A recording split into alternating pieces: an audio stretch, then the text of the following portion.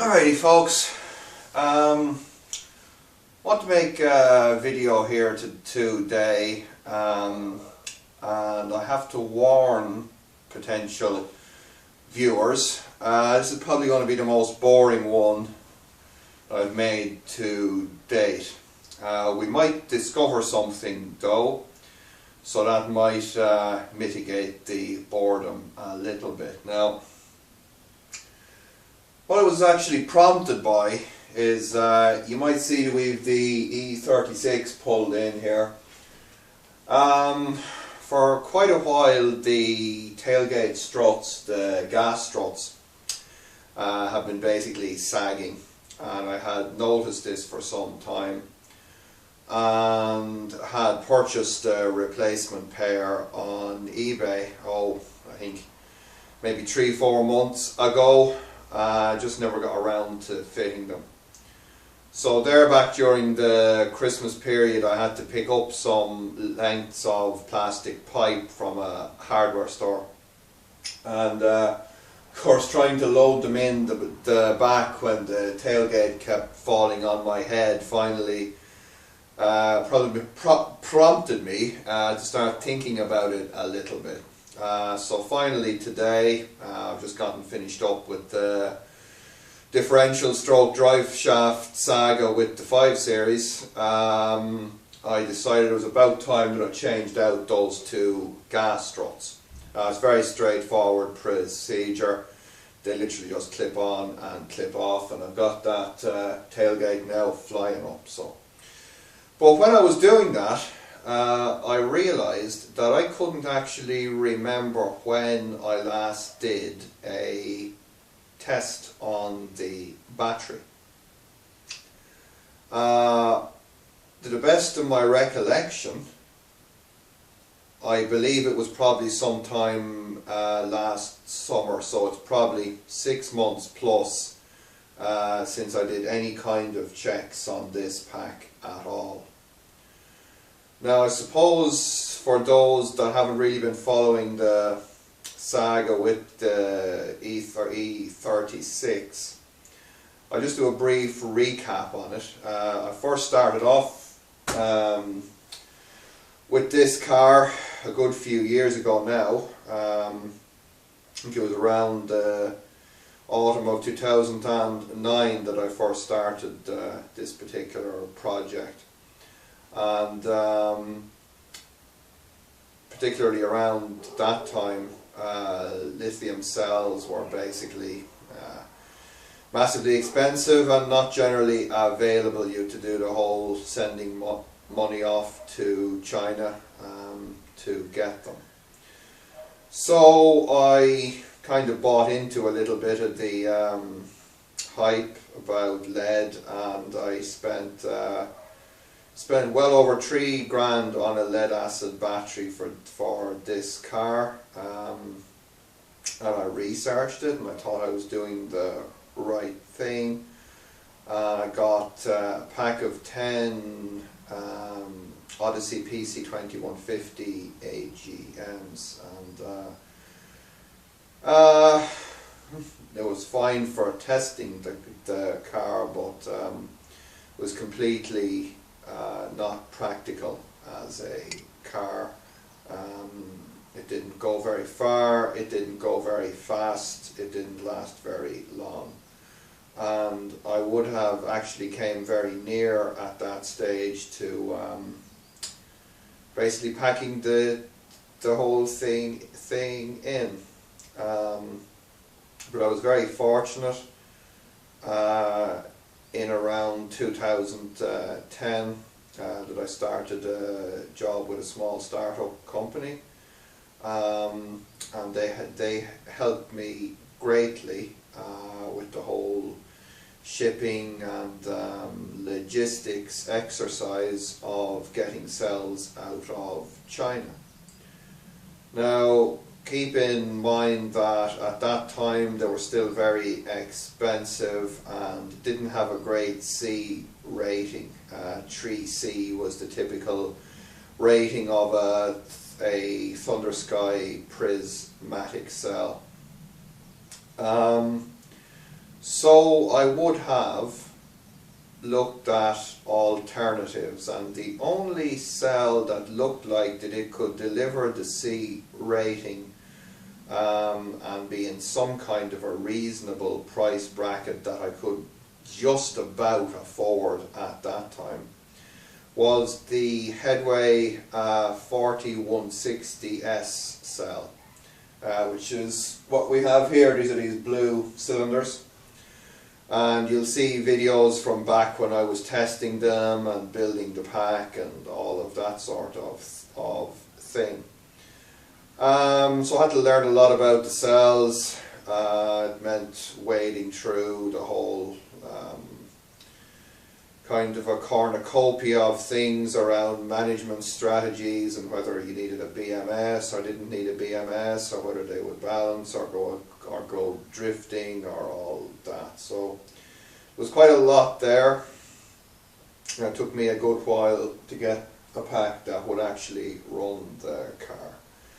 But when, and it was a kind of a funny thing, when we actually did this pack, we built it with, I built it with the help of a friend on a Friday evening and a Saturday morning afternoon. And at that time, in the boot area, there were 8 of the PC2150 LEDs, and there were 2 of them up front. And I'd done the whole thing. I'd put in helper springs in the back to stop it from basically sitting on the bump stops and that, but you know, that's another day's story. So when we actually took out the LED, which would have come in with the frames and that, probably around 350 kilos. I kind of had a monster truck. This thing literally just sat up on the springs. So I thought, you know, okay, that's probably because I had the sister springs in there to try to help out with the extra weight. So we pulled those out, and the car still did a monster truck kind of an impression. And this pack here, at the time,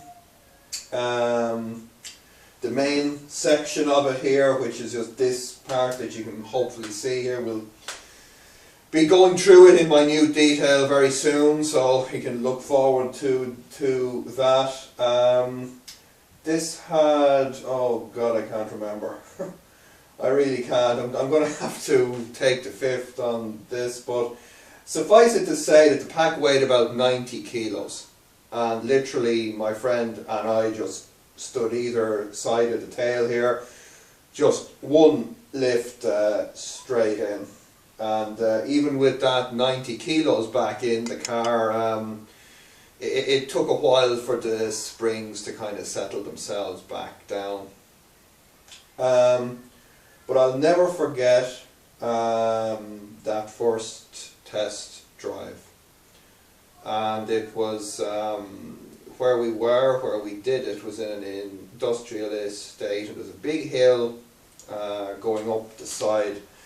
It was a hill that, yes, you could climb with the lead acid, but it was kind of golf cart performance and speeds.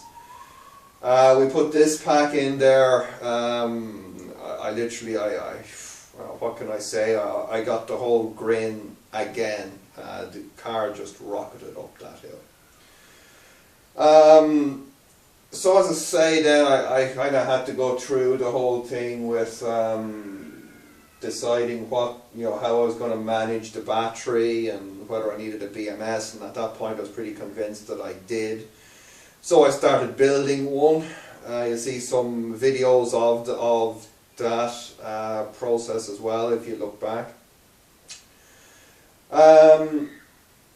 I actually started driving the car and metering the cells almost every waking hour of my days and trying to figure out, you know, what they were about, but the car just drove. That's all I can say. I just can't I can't describe it any better than that.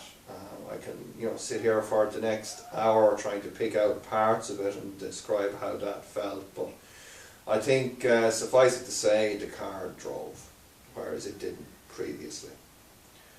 Now, I was reluctant actually during the time that I was actually driving it because I was afraid whether I was going to damage a cell. So I'm trying to remember when this was, and there is a video up that I did. It was a very long day when I did a bottom balance on this battery. I think that was around September, October of 2010, I think. But if you have a look, I uploaded the video, I think, the next day after I did the bottom balance. So it'll be within a day or two of that. It was a very rough balance. I certainly didn't have any of the Paralab type equipment that I have now. So it was literally done with just multimeters and resistors, and it was quite painful, and it was not accurate. You know, I was just pulling the cells down to 2.5 volts and trying to level them off a bit, and then get on to the next one before the time ran out on me, because I had to drive the car home that day. I lost a pack of cells. I lost 4 cells in a row on that particular day. They just went to 0 volts and didn't come back for me. I don't know whether that was my fault, in that I, you know, for a minute or two let them get reversed or pulled down too low, which is entirely possible, or whether there was just a bad cell in that Ford that just killed off its 3 neighbours. But that was the only time that I lost a cell, and it was the only time that I balanced that entire pack. Now again, sometime after that, I added a little extra 16 cells 4x4 in the corner, just to boost the voltage up a little bit. And they were again just very, very roughly married into the pack. I simply drove the car till the pack was low, you know, started with those cells being discharged, and just connected them up and just charged the car back up. So, like I said, since then the car has been driven to a complete stop 3 times.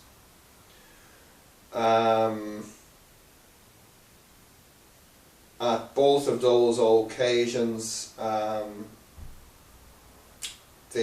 now just bear in mind the resting voltage for this battery, if I leave it sitting for a couple of days and come back to it, it's usually around 172 to 173 volts.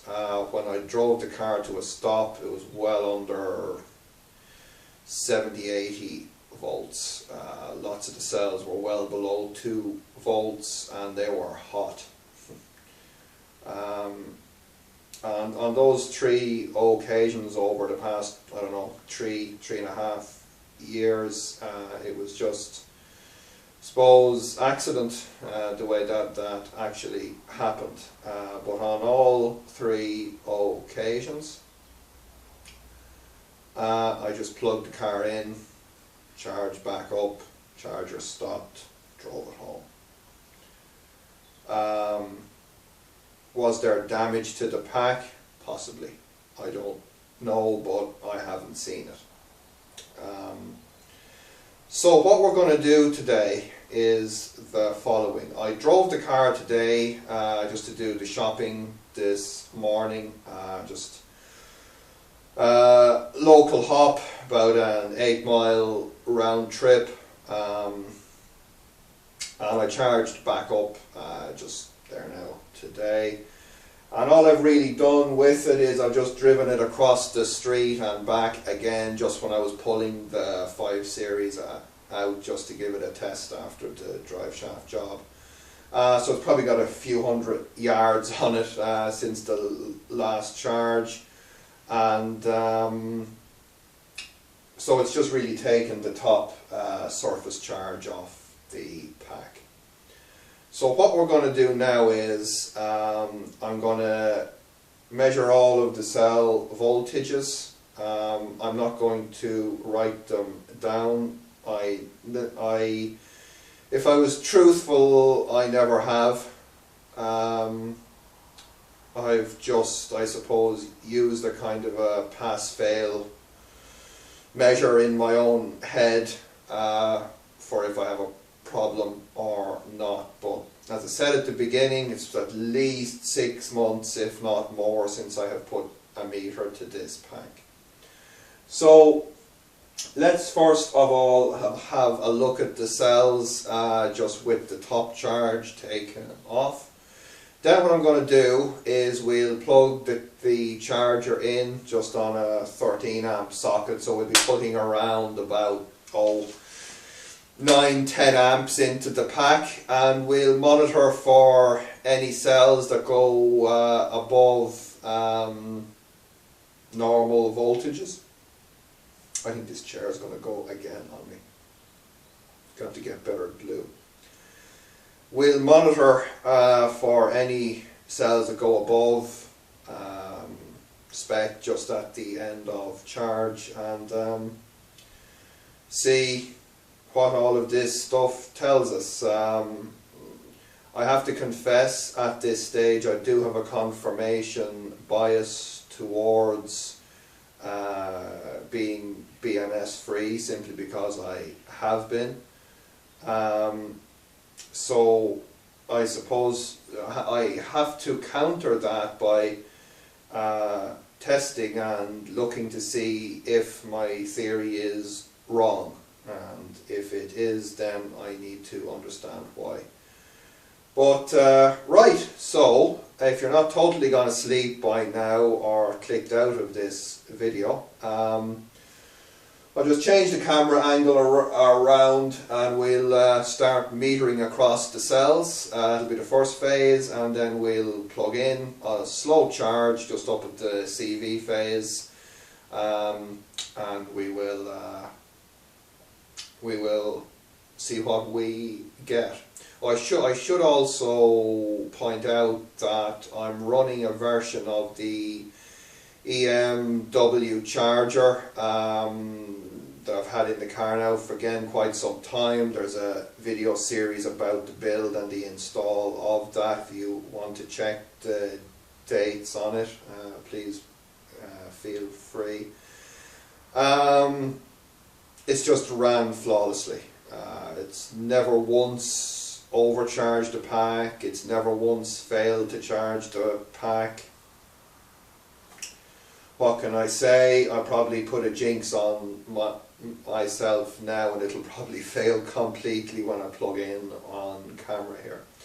So right, stay with us folks if you dare, and we'll see what we get. Stand by for action.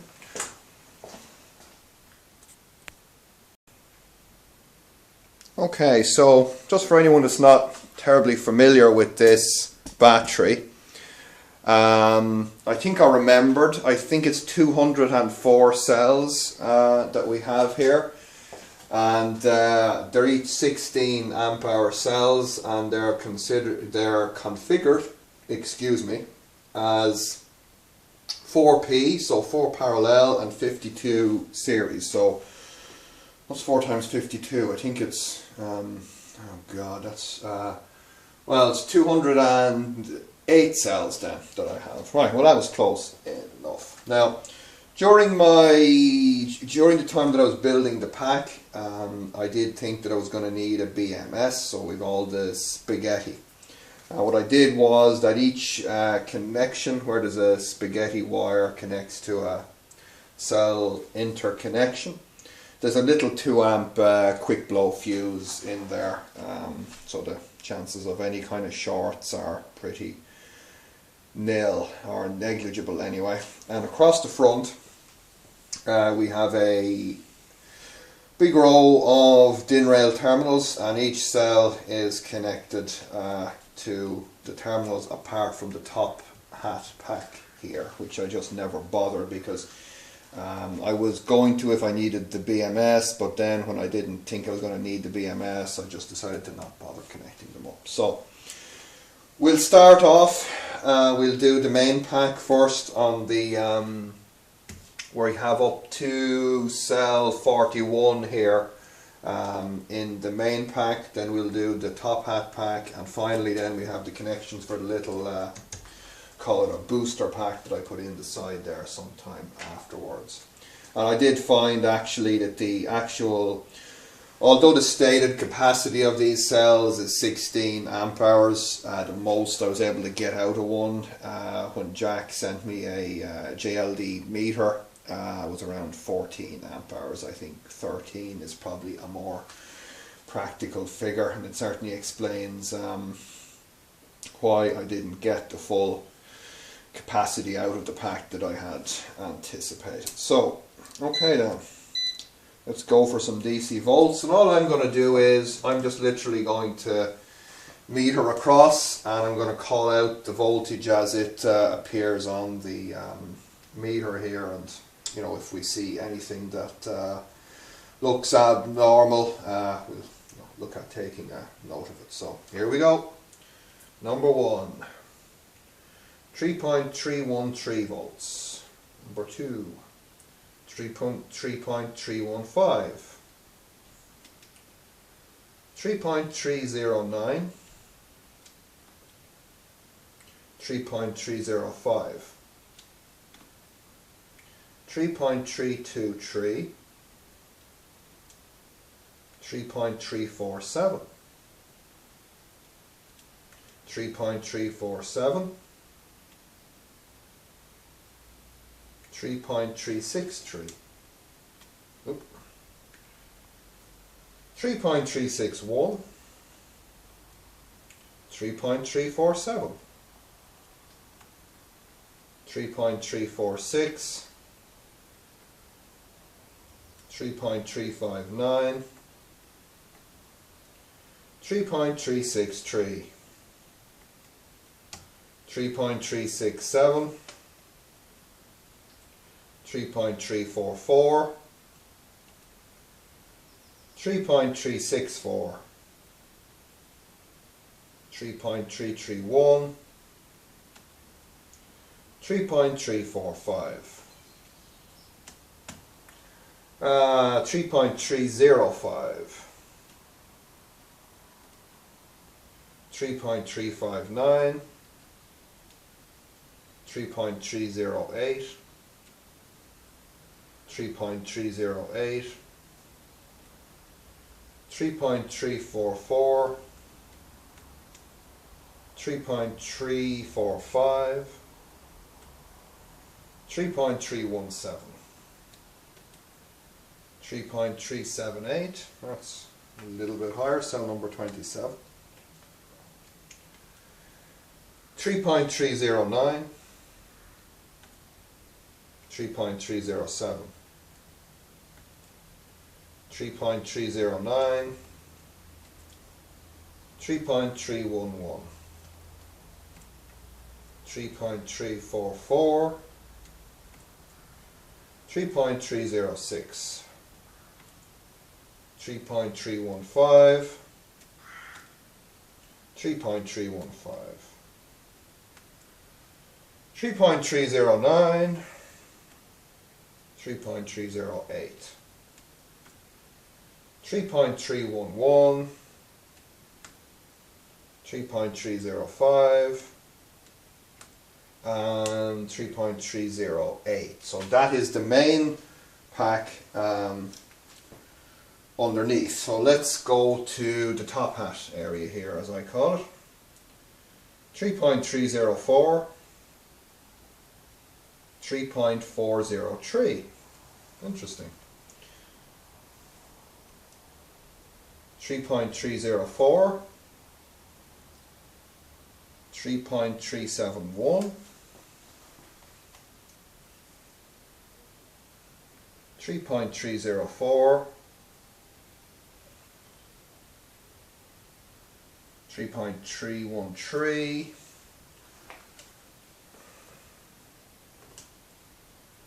3.311, and if I can stretch, I'm going to have to move the meter, I think. Last one on the top hat is 3.373. So we can now do our little booster pack here. 3.343, 3.347,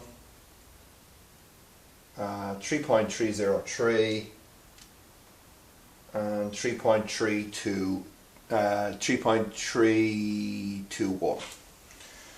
So there is our battery. As I say, fully charged this morning. It's now about 3 p.m. And I just drove the car, as I say, probably 200 yards, just in a low gear, just moving it around. So that is where our battery lies at this stage. So let's go ahead and plug in the charger, and we'll start charging it. Now I'll just check before I stop the camera here what the actual consumed energy is.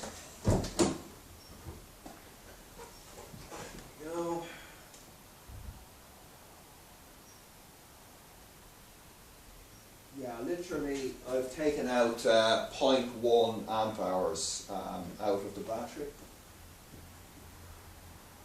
So very little indeed pulled off the top of the charge. It's got 0.1 amp hours out of it. So I'm going to go ahead now and we'll plug in and we'll start charging and see if anything starts jumping around the place. So stand by, folks. Alrighty, so we're now plugged in to charge. We're plugged in on a standard 13 amp outlet. I should point out that the charger is programmed such that if it does not see a control pilot signal, as you would expect from a standard charging point or a home charging point, it automatically limits the current so that I can use standard 13 amp sockets to charge the car. So if I'm at a friend's place or something like that, I can still slow charge at about 10 amps from a 13 amp outlet quite safely. So that's what we're going to do now. What I have is on the right here, I have a Fluke 374 clamp meter on DC, so we're going to be able to measure the DC current that's going into the battery. I've got my voltmeter rigged up on this particular cell. From our walk across the cells, this one seemed to have the highest resting voltage at 3.403 volts. So I'm going to turn on the charger and we'll see what that cell does. We'll see what I believe cell 27 was quite a little bit, well, I won't say quite high, but it was a little bit out of step with the pack. So what this would indicate to me, just on a theoretical basis, is that this cell here is in fact the weakest link, and it has the lowest capacity of all of the 52 blocks that we have here. So let's hit the charger and see what happens. I'll try and bring the camera in a little bit better there so we can hopefully see more of what I'm doing, but I do have to move around in there a bit. So Not exactly Cecil B, folks, but this is what you're gonna get. So charger coming on. It takes a few seconds to spool up. So the contactor's engaged and our battery heater has kicked on. Currently the battery temperature is at 12 degrees centigrade in here. And here comes the current now, I think, is it? Not yet. Here we go. And we're at 9.7 amps going in on our fluke meter. That's close enough to 10 amps for me. And that cell there now is coming up. 3.45, 3.46 and climbing quite rapidly. 3.47. We're at 9.5 amps on the fluke meter. 3.49. 3.5. At 9.4 on our fluke meter, we're at 3.53 volts now. 3.55. So I think this one is probably going to go quite high. And coming up on 3.6. 9.7 amps. 3.65 volts.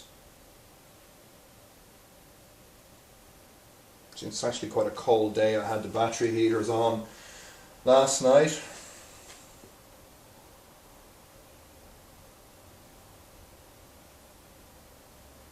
So we're at 3.7 volts, 9.5 amps.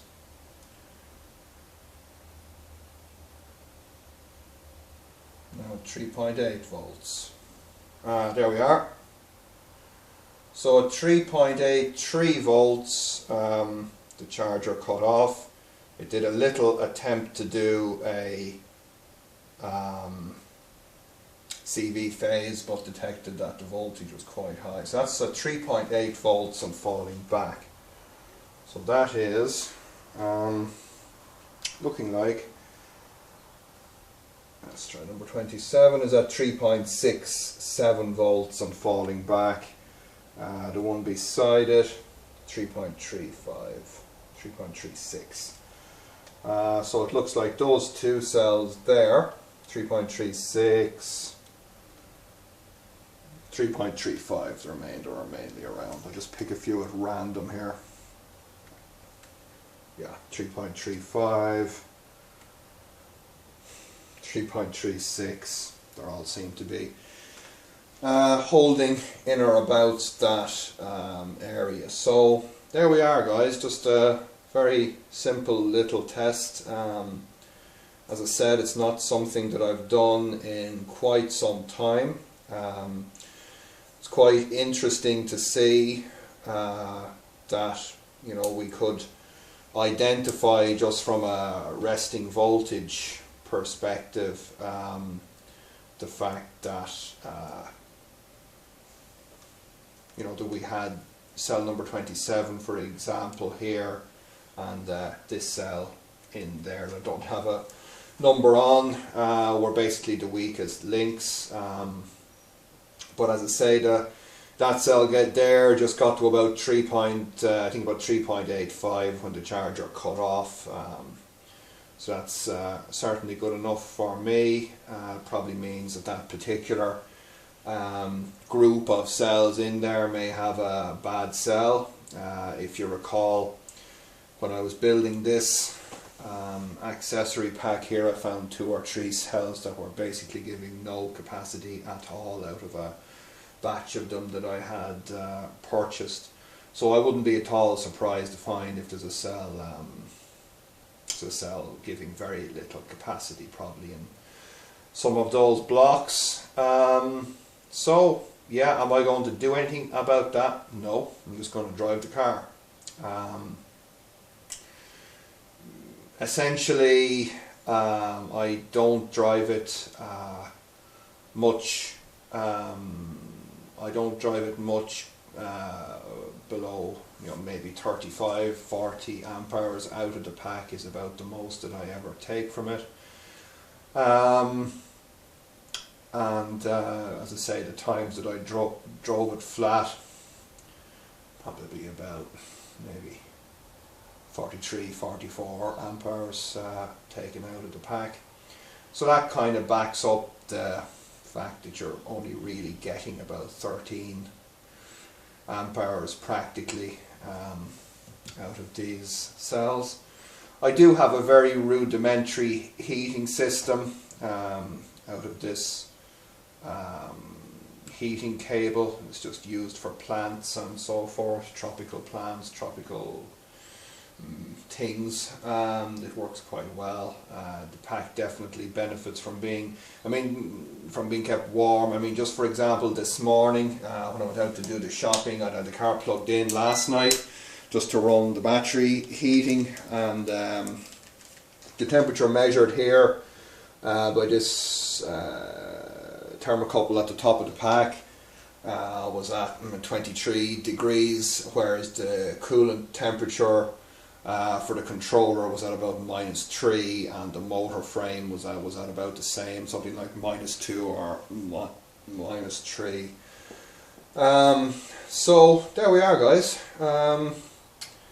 I've kind of made the decision as well. I'm going to try this year, depending on time and finances and all of the various things that can throw a spanner in the works. I'm thinking about changing this pack out, maybe go with some Calb 60s or maybe even Calb 100s. I think the car would benefit from them.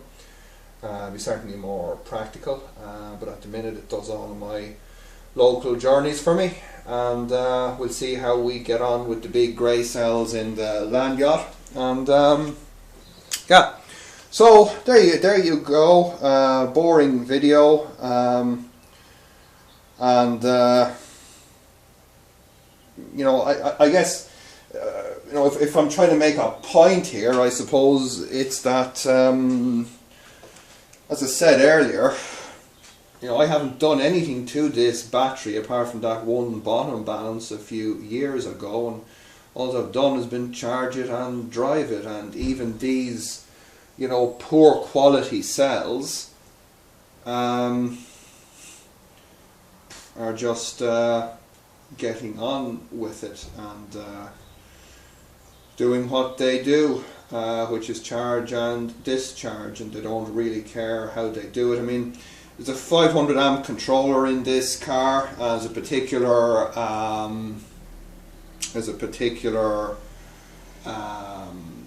kind of an exit onto a semi-main road, and I just usually leave the gear in third and just put the throttle all the way to the floor when I'm pulling out to get up to speed, and it literally pegs out at 500 amps. And this battery does sag, but when the heaters are on, or whether it's a warm day, it'll usually maintain about 138 to 140 volts, pulling 500 amps, and it'll get the car up to 60 miles an hour, nice and briskly. So what else can we say about the pack other than what you've seen here? It works, it makes the car practical.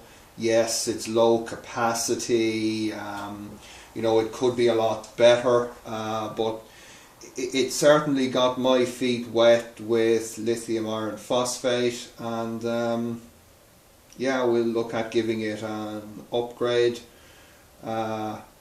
maybe this year if at all possible, and might end up using this pack then just for a test bench setup or something like that. It's got plenty of useful life in it. So right, that's it. I won't bore anyone any further. Stay with us, and I've got some other little upgrades for this car as well. I'm not totally stuck on the land yacht, so stay with us, folks, and see what's coming. Thanks for watching. Okay, I know I had said goodbye and that you thought you were finished with me, but I've just one last thing to report on, and that is the 12 volt accessory battery. So that has literally now, just as I turned on the camera, finished charging. before I natter away too much, I'm going to just check the voltages on it. So it's 4 cells, obviously. So 3.453, 3.450,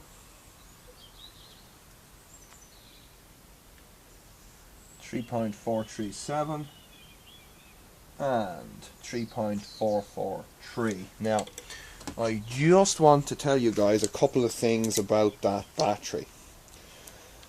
That is 4 ThunderSky 100 amp hour cells, purchased directly from ThunderSky themselves in around about the summer of 2010.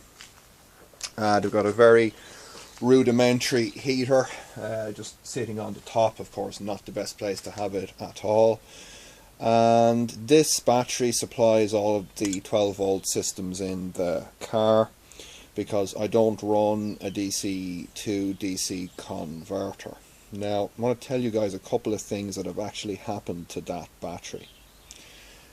I charge it from a Chenik charger. It's a 20 amp rating on it, and it does put out near enough to 20 amps. That battery was never balanced under any form, top, middle or bottom. A few things that have happened to it. The Chenik charger, the first one that I had in, failed, and it charged it up to about 19 volts.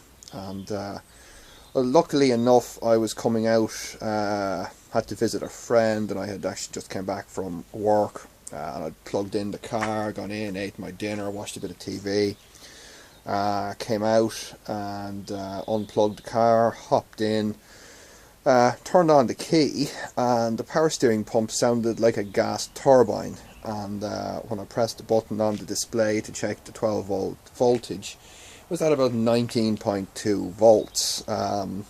So I chucked on just about every 12 volt accessory that I had in the car, the headlights, the rear window heater, and the thing pretty much went back down to its normal in or about 12.9 to 13 volts. Got another Chenik charger, put it in, job done.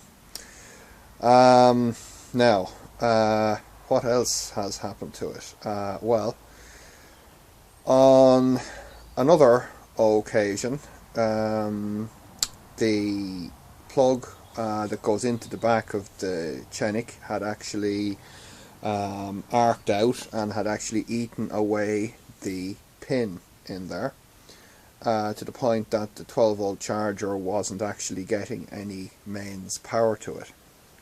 What happened then was, and of course I didn't notice that because of the flat discharge curve of the cells. So one day, I think it was a Sunday, it was a fine day thankfully, I was going out to a little farm shop. It's a couple of miles from here, and I drove out to the farm shop fine, parked up the car,